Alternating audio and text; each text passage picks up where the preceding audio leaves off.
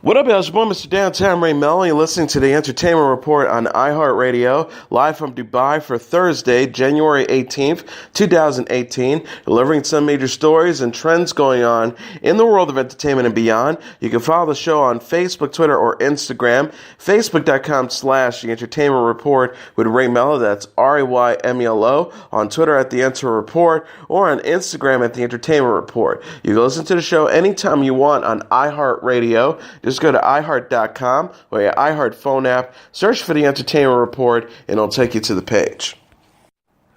Paul Rudd and Evangeline Lilly are ready for action in the latest on-set photo for Marvel's upcoming Ant-Man sequel, Ant-Man and the Wasp. The photo released Tuesday on Twitter features Rudd and Lilly in full costume as Ant-Man and Wasp complete with their high-tech helmets. Lilly's Wasp costume is similar to Ant-Man's costume, but it's bronze instead of red, with a helmet that features a bigger visor. The Wasp was teased at the end of 2015's Ant-Man during an end credit scene that featured Lilly being presented with the costume by her father, played by Michael Douglas. Ant-Man and the Wasp, from returning director Peyton Reed, will have Douglas returning to the role of Hank Pym, and will also star Michelle Pfeiffer as Janet Van Dyne, the mother of Lily's Hope Van Dyne and the original Wasp, who was believed to be dead. Ant-Man and the Wasp is set to arrive in theaters on July 6. Writer and directors John Francis Daley and Jonathan Goldstein are in negotiations to direct Warner Bros.' upcoming Flash standalone film, Flashpoint, starring Eliza Miller. Daley and Goldstein became frontrunners after Warner Bros. Approached Batman star Ben Affleck to helm the film, but he declined, Variety reported. The filmmaking duo are best known for penning Horrible Bosses, for writing and directing the Vacation reboot from 2015, and for helping to write Marvel and Sony's Spider-Man Homecoming. Daley and Goldstein have also directed the upcoming comedy Game Night, starring Jason Bateman and Rachel McAdams, that's set to arrive in theaters on February 23rd. Daley and Goldstein are the third helmers attached to the Flash project following the exit of Seth Grahame-Smith in April 2016 and then Rick Fukuyama in November 2016. Both filmmakers left the film over creative differences. Miller's Flash was first introduced in Batman vs. Superman: Dawn of Justice and Suicide Squad in cameo roles. The Flash was then a featured character in Justice League, released in November.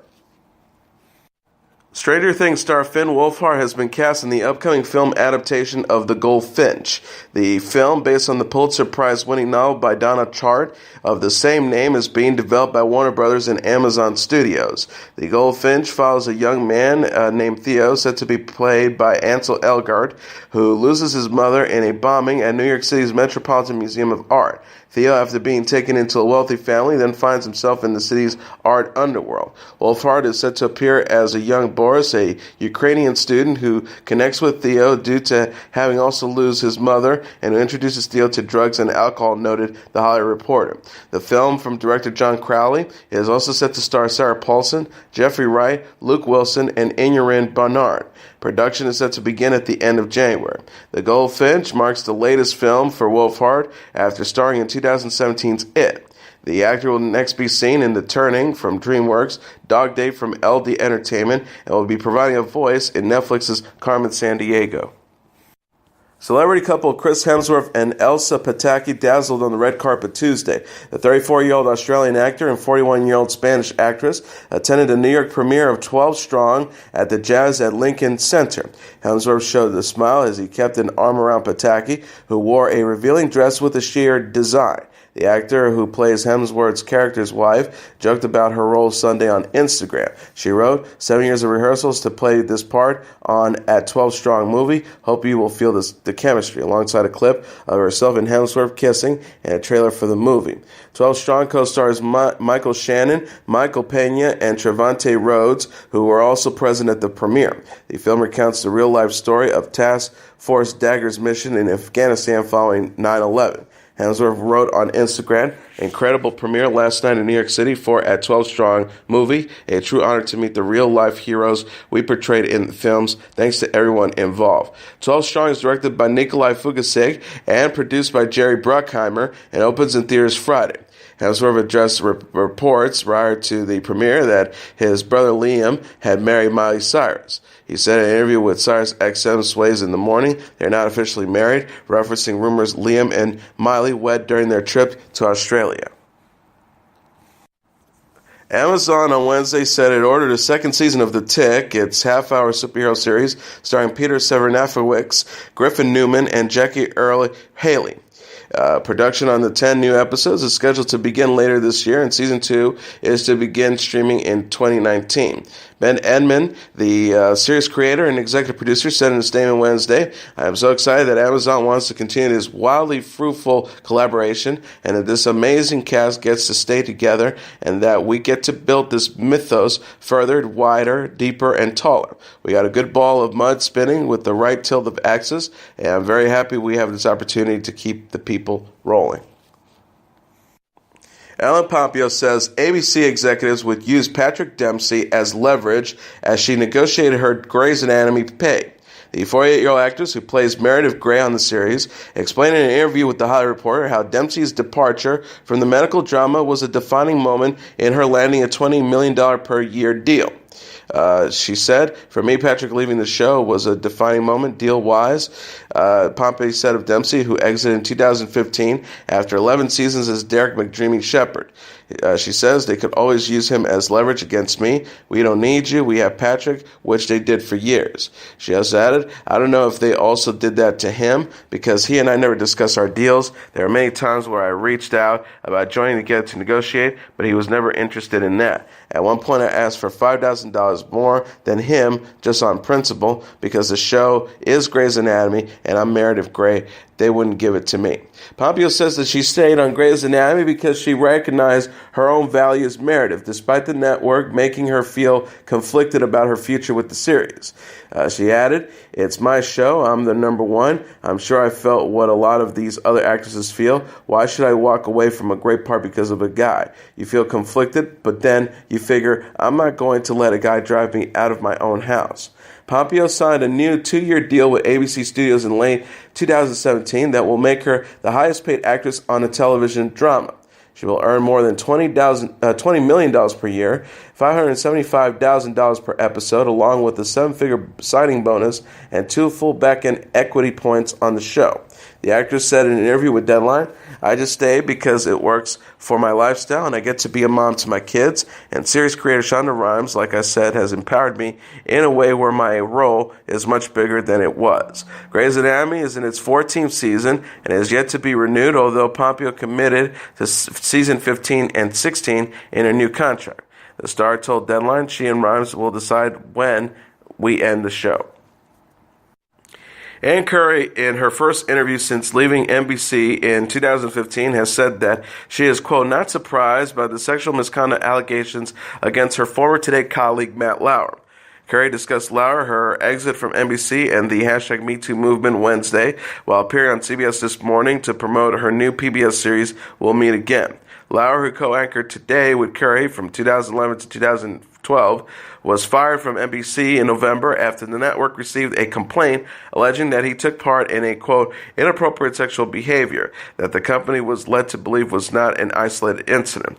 Curry said, "I'm not surprised by the allegations," without going into further details. She added, "I'm not trying to hurt people. I know what it's like to be publicly humiliated, and I don't want to cause that kind of pain to somebody else." She continued, "I would be surprised if many women did not understand that there was a climate of verbal harassment at NBC's Today that existed. I think it would be surprising if someone said they didn't see that." Curry also declined to answer whether or not Lauer was behind her leaving Today, stating, "I don't know what was all behind it." She says, "I do know that it hurt like hell. It wasn't a fun moment. I learned a great deal about myself. I've really at this point let it go. I just let it go. It's been years, and I want to really move on from that. At this point, I'm thinking Hakuna Matata." Curry also recently discussed Lauer's firing and what it means for other women in the media with People magazine, stating that she feels, quote, "tremendous empathy for the victims." Curry said when asked about perhaps feeling a touch of vindication, she says, "I wish I could say that I was celebrating, but actually I immediately checked myself because I knew women had suffered." We'll Meet Again is a 6-part series that explores dramatic events throughout history and the personal stories of the people who experienced them. The show is set to premiere on January 23rd. Chrissy Teigen is offering up $100,000 to support Olympic gold medalist Michaela Maroney. The 32-year-old model said in a tweet Tuesday that she'd be honored to handle a $100,000 penalty if Maroney, 22, chooses to break a non-disclosure agreement and speak at former USA gymnastics doctor Larry Nassar's sentencing. She wrote, "The entire principle of this should be fought, an NDA to stay quiet about this serial monster with over 140 accusers, but I would be absolutely honored to pay this fine for you, Michaela." Parks and Recreation's creator, Mark Schur, and actress Kristen Bell also offered to help pay the fine. Schur tweeted, "I'll split it with you," while Bell chimed in, "I'll 1/3 with you guys." Maroney, who publicly accused Nassar of sexual abuse in October, had signed a non-disclosure agreement as part of a $1.25 million settlement in 2016. She thanked Tegan for her generosity in a statement through her attorney Tuesday. The retired gymnast said, according to Us Weekly, "I'm not on social media right now, but I wish I was for this. I'm shocked by your generosity, and I just want you to know how much hope your words bring to all of us." She added, Thank you, Chrissy.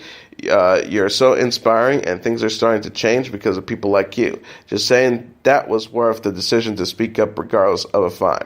Nassar, who is accused of molesting over 140 former patients, pleaded guilty in November to sexually assaulting 10 girls under the guise of medical treatment.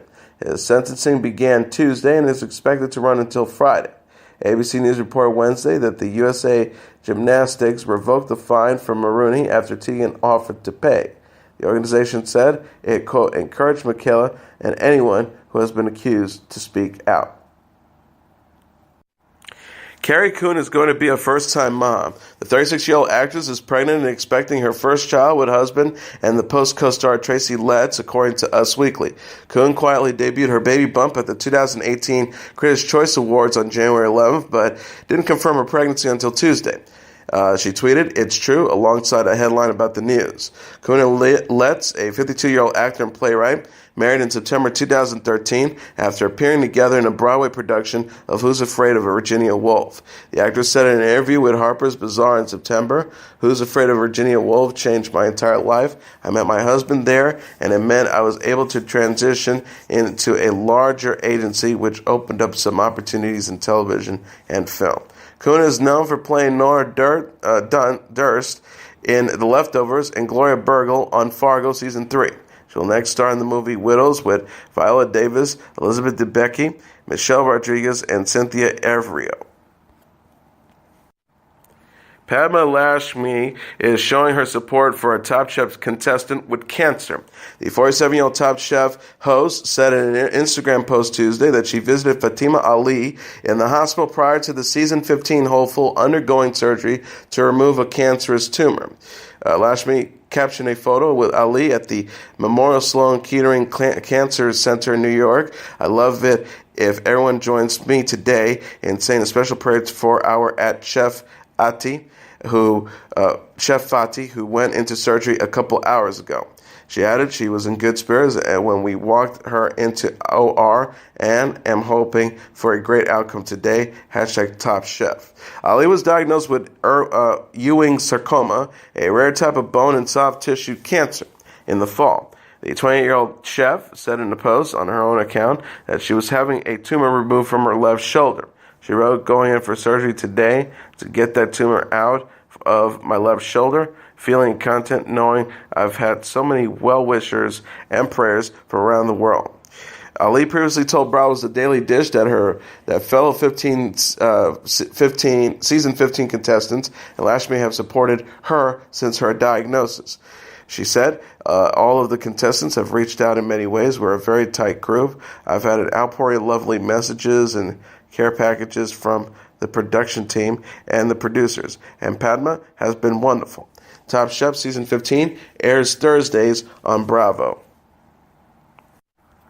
Dakota Johnson and Chris Martin got close Tuesday at a star-studded fashion event. The 20-year-old American actress and 40-year-old British singer cozied up at the launch of Stella McCartney's Autumn 2018 collection, according to People. The 50 Shades Freed star and the Coldplay frontman skipped the red carpet, but were spotted showing plenty of PDA inside the event.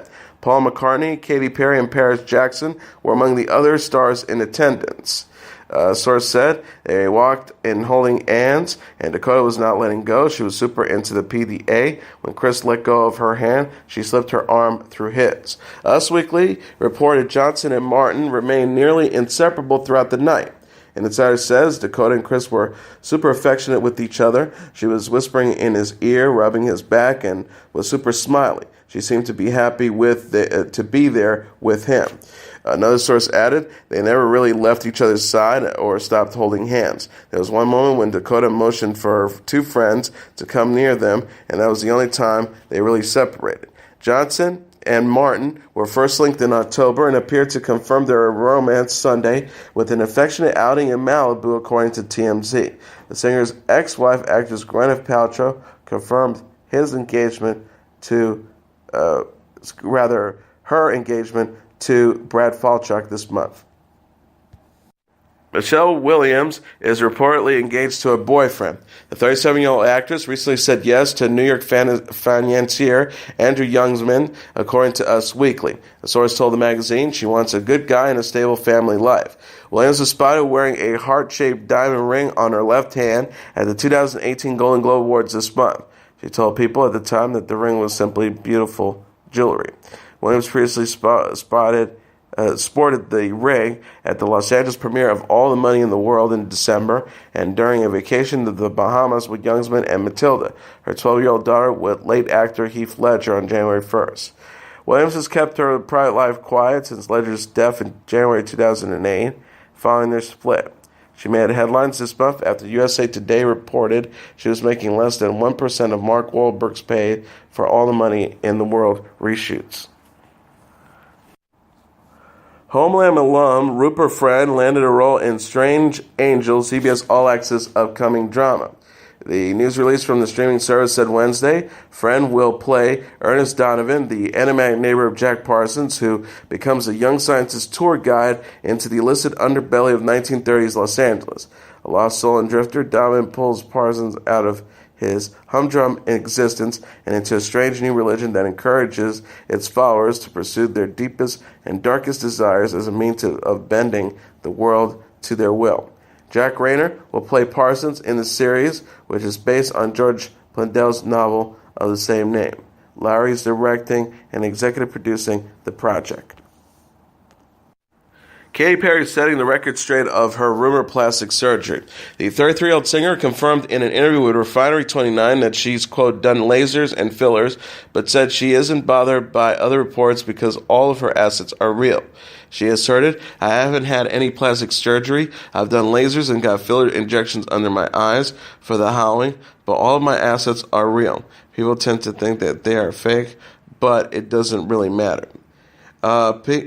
Perry explained she got fillers as a solution to her dark under eye circles. She encouraged her fans to, quote, do whatever makes you feel better about yourself, including plastic surgery. The star said, we're getting away from the negative stigma of physical alteration. Of course, always be your authentic self, but if someone wants a nose job, it makes them feel better, and they love their profile more because of it, it's like, go ahead.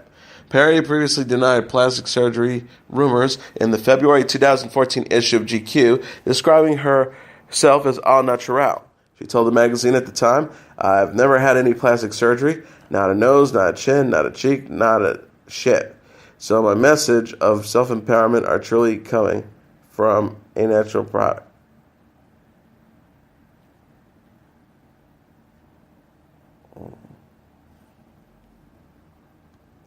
Perry, who was named the face of CoverGirl in 2013, launched a new collaboration with the cosmetics company this week. She announced 12 shades of Katy Kit lip gloss in an Instagram post Tuesday.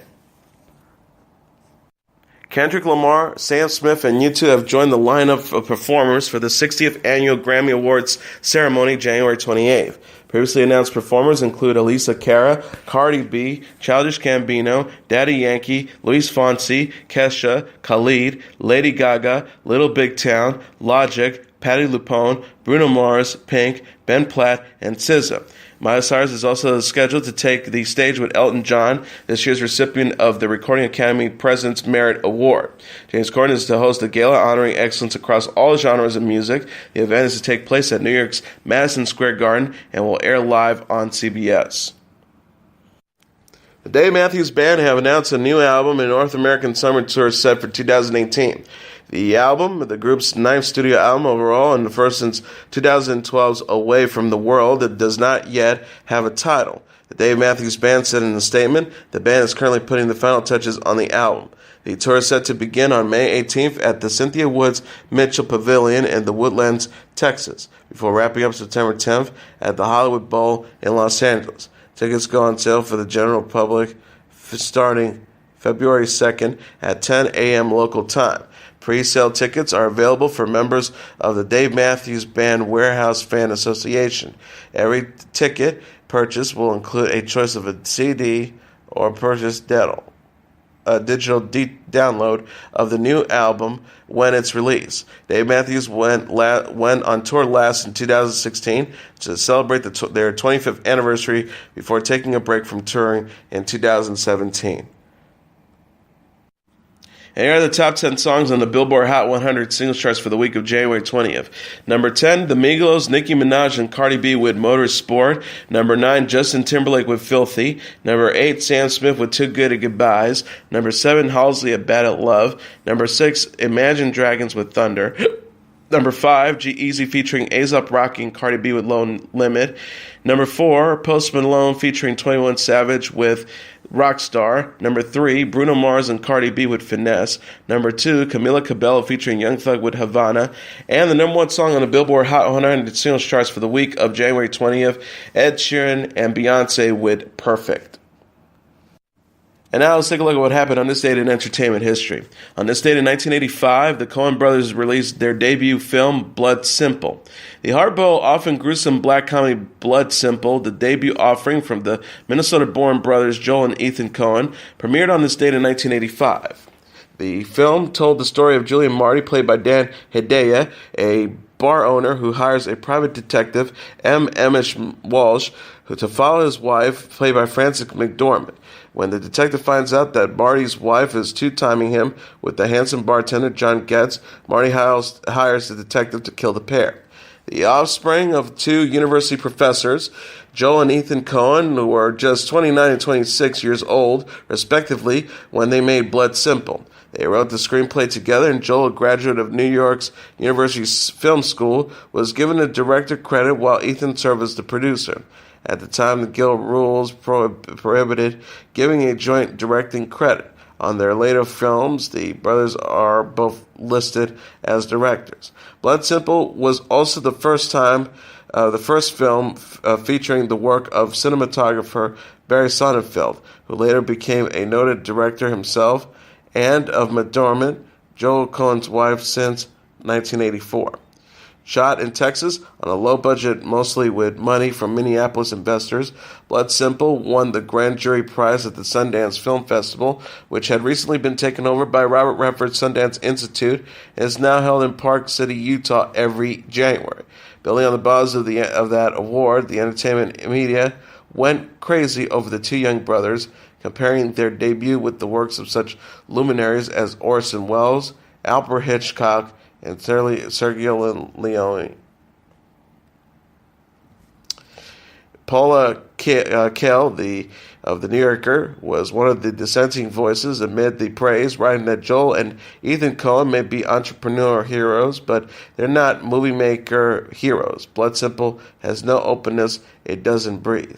After writing the screenplay for the Sam Raimi's directed thriller Crime Wave, the Coens returned to directing with the outlandish comedy Raising Arizona in 1987, which had a lighter tone than Blood Simple and appealed more to a mass audience. After Barton Fink in 1991 and The Hudsucker Proxy in 1994, the brothers raised their profile while preserving their offbeat, gruesome sense of style with the success of Fargo in 1996, which earned McDormand an Oscar for Best Actress and the Coen brothers another for Best Original Screenplay. On that film, as on Blood Simple, many of their other projects, Joel and Ethan also worked as editors using the alias Roderick Janes. Though movies like the cult hit The Big Lebowski and Oh Brother Where Art Thou in 2000 earned praise from critics and devotees of the Coen fans. Their next several films, The Man Who Wasn't There in 2001, Intolerable Cruelty 2003, and The Lady Killers 2004 failed to impress either group. In 2007, however, the Coens returned with their most critically acclaimed success yet, the gritty western No Country for Old Men, starring Josh Brolin, Tommy Lee Jones, and Javier Bardem. The film earned 8 Academy Award nominations and won 4 Oscars, including statuettes for the Coens for Best Director. They were the first directing team ever to win an Academy Award, Best Adapted Screenplay, and Best Picture. Bardem took home the 4th Gold Statuette for Best Supporting Actor. Since the release of Blood Simple, the Coens have built a reputation for disdaining the normal trappings of the Hollywood lifestyle, as well as for returning again and again to the familiar cast that featured some of the industry's most respected actors, including McDermott, George Clooney, John Turturro, and Steve Buscemi. The brothers' sensibilities are reportedly so similar that No Country star Josh Brolin referred to them in an interview as being like one guy with 2 heads. And as your entertainment report for Thursday, January 18th, 2018, I'm your host, Mr. Downtown Ray Melo. I'll be back tomorrow to deliver some major stories and trends going on in the world of entertainment and beyond. You can follow the show on Facebook, Twitter, or Instagram. Facebook.com/The Entertainment Report with Ray Melo. That's RAYMELO. On Twitter at The Enter Report, or on Instagram at The Entertainment Report. You can listen to this episode or any previous episodes of The Entertainment Report anytime you want on iHeartRadio. Just go to iHeart.com or your iHeart phone app. Search for The Entertainment Report, and it'll take you to the page. Good night, and God bless you all.